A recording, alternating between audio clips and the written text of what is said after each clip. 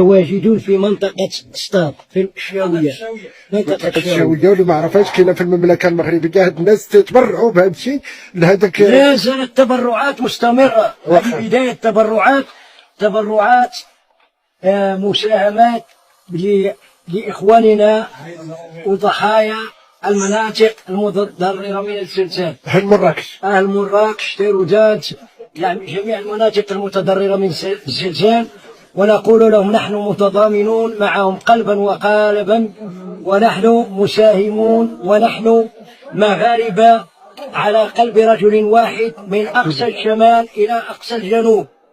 نحن معهم بقلوبنا وبتبرعاتنا. ثانيا نطلب من جميع الإخوة المغاربة أن يساهموا في هذه الحملة التبرعية من أجل هذه المناطق التي أصابها هذا المصاب بالجلل. الحمد لله. كما أطلب من وزارة الصحة بأن تضع سيارة بنك الدم في جميع المناطق وفي جميع جماعات المناطق الترابية للتبرع بالدم، لأن أضعف المساهمة هي التبرع بالدم. والحملة لا زالت مستمرة عند ابناء الرحل إن شاء الله. الرحل أشمل منطقة في أساساك كاينين في قليب سطات بالمملكة المغربية تيتبرعوا بهذه الخيرات، ومازال باقي التبرعات غادي نشوفوا معهم ونشوفوا مع الأحباب تاعنا فين ما كانوا. هذه الخيرات غادي تكون هز مراكش، هل مراكش وتارودانت وشيشاوة وجميع ومازال هادو كلهم من الزاق كما تشوفوا. الرحال ديما واش كل عام تجيو هنايا؟ كل سنة تجيو هنايا فعلا، كل سنة تجيو، وإن شاء الله غادي ديما يجيو. ديال الشاوية الله يعمرها. الله يعمرها.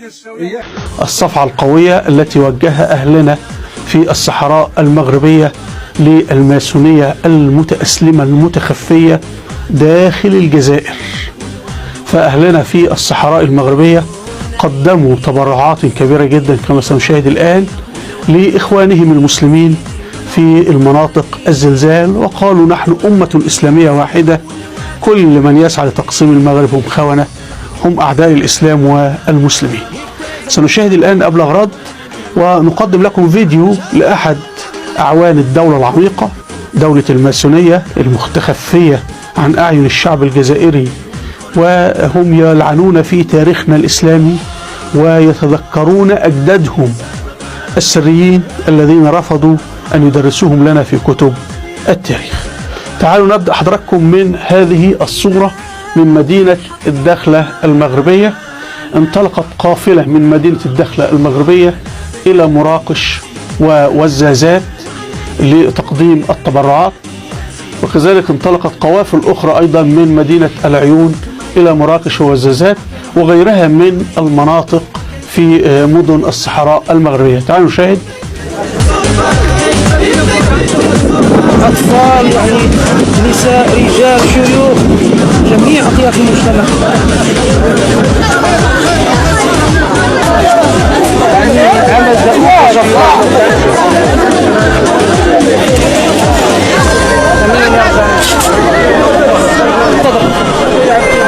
اليوم ساكنة الداخلة برهنت على الوطنية ديالها وعلى الإنسانية ديالها وعلى المواكبة ديال المزيد لإخواننا، سواء في كانت أو في نواحي مراكش كنزميز. متواجدون في منطقة ستاد في الشاوية.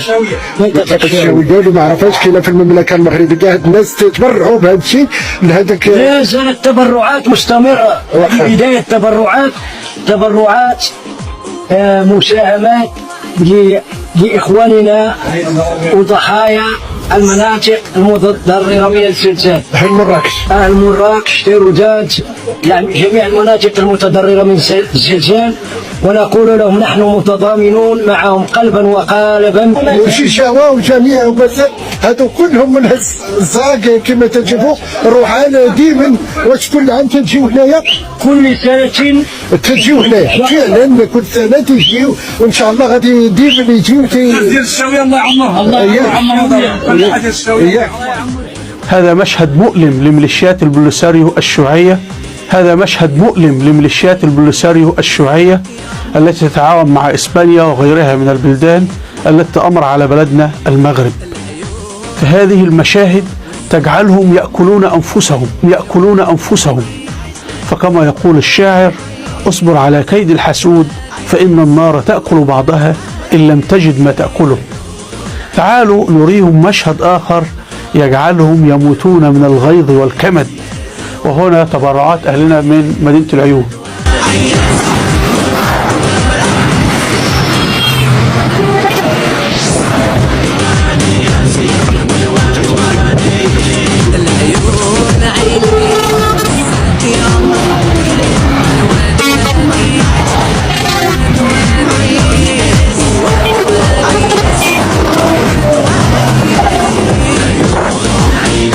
هذا يثبت لنا فشلهم في الوقيعة بين أبناء الشعب المغربي المسلم، الشعب الواحد. تعالوا نريكم مقطع صغير جدا يرينا من يتآمر على وحدة المغرب ويحيك ضدها المؤامرات. أحد موظفي الدولة العميقة في الجزائر اللي هو عبد العزيز بوتفليقة، الذي نصبوه رئيسا للجزائر بانتخابات مزورة من قبل وسرق ونهب. تعالوا نرى الآن، نسمعه هو يسب ويلعن في سيدنا معاوية. الشيعة كما تعلمون يسبون ويلعنون سيدنا معاوية، والشيعة الإسماعيلية حكموا الجزائر اللي هم الدولة الفاطمية، هم حكموا تونس، هم حكموا ليبيا ومصر، ومنهم القذافي وهؤلاء كانوا في الأصل يهود السبعية الذين قتلوا عثمان بن عفان، وهم ليسوا يهود لأن هم أصلا كانوا يعبدون الشيطان. واحنا قلنا اليهود في يهود صدقيين اللي هم بيعبدوا الشيطان، الكبالة والتصوف اليهودي، ويهود الفريسيين اللي هم اليهود المؤمنين الذين يؤمنون بالله سبحانه وتعالى والتوراة، يشبه المسلمين يعني. فهنا سنجد في هذا الفيديو وهو يلعن سيدنا معاوية بن أبي سفيان رضي الله عنه، ثم يشيد بمالك الأشتر. من هو ملك الأشتر؟ ملك الأشتر هو قاتل سيدنا عثمان بن عفان رضي الله عنه. ملك الأشتر من مؤسسي الشيعة. ملك الأشتر هو من يهود السبعية من بني إسرائيل كما ورد في كتاب التاريخ الكبير للإمام البخاري رحمه الله. تعالوا نسمعه ويتحدث عن ملك الأشتر، وأن سيدنا معاوية قتله دون أن يذكر اسم ملك الأشتر. يعني دول فاهمين عارفين تاريخنا وتاريخهم جيد جدا. أي إسلام هذا الذي يكون فيه معاوية في سهرة بحبوحة مع عمرو بن العاص وكلاهما صحابي، ويأتي إلى دمشق رسول من رسل علي ويأمر خليفة المسلمين باستضافته استضافة تليق بمقامه، وفي نفس الوقت يعطي الأوامر لأن يكرم في الصباح بما يليق له، وفي الصباح يسقى عسلا مسموما. ويأتي النذير ويخبر معاوية بن أبي سفيان بما حصل لرسول علي، فيضحك قهقهة مع عمرو بن العاص ويقول: لله جنود من عسل. إذا كان الموضوع موضوع عن تاريخ، حبانا الله بدراسة التاريخ. هنا هنجد أن بوتفليقة تحاشى اسم ذكر ملك الأشتر حتى لا يبحث الجمهور في من يتحدث عنه، ويعرف أنه بيدافع عن مجرم قتل سيدنا عثمان بن عفان رضي الله عنه وقطع يد زوجته هو وعصابته، لأنه ملك الأشتر كان زعيم ميليشيا كبير وعصابة كبير جدا. وللأسف أن سيدنا علي عين هذا القاتل المجرم ملك الأشتر، عينه قائدا لجيشه. وملك الأشتر هو الذي أحضر مجموعة من البلطجية قتلوا الصحابة في موقعة الجمل، قتلوا سيدنا طلحة، قتلوا سيدنا الزبير، حاولوا قتل السيدة عائشة رضي الله عنها، وذهب يقتل سيدنا معاوية في معركة صفين، لكن سيدنا معاوية سحقهم. فهنا طلب وقف القتال منه، وسنعرض لذلك في حلقات. أيضا هو زور في واقعة أنه ملك الأشتر لم يكن رسولا لسيدنا معاوية، فسيدنا معاوية قتل الرسول الكذاب الأفاق. لا، سيدنا علي عين القاتل ملك الأشتر بعد ذلك، بعد قيادته للجيش في معركة صفين، عينه واليا لمصر. فمخابرات سيدنا معاوية قام باغتياله لأنه قاتل سيدنا عثمان بن عفان. فالقصاص سيدنا معاوية طبق الشريعة الإسلامية، وباعتباره هو يمثل شرعية الدولة، لأنه سيدنا معاوية لم يعترف بالانقلاب العسكري الذي حدث وأدى إلى قتل عثمان بن عفان. هذا يريكم يا جماعة إن إحنا في لوب بيحكمنا من عهد عثمان بن عفان إلى يومنا هذا، والذي تصدى له الدولة الأموية. وهذا اللوبي يعمل دائما على تقسيم المغرب، تقسيم الجزائر، تقسيم تونس، القومية العربية، القومية الأمازيغية، القومية الكردية، القومية البطيخية، التيار الأفرقة. انتبه، الله يقول هو سماكم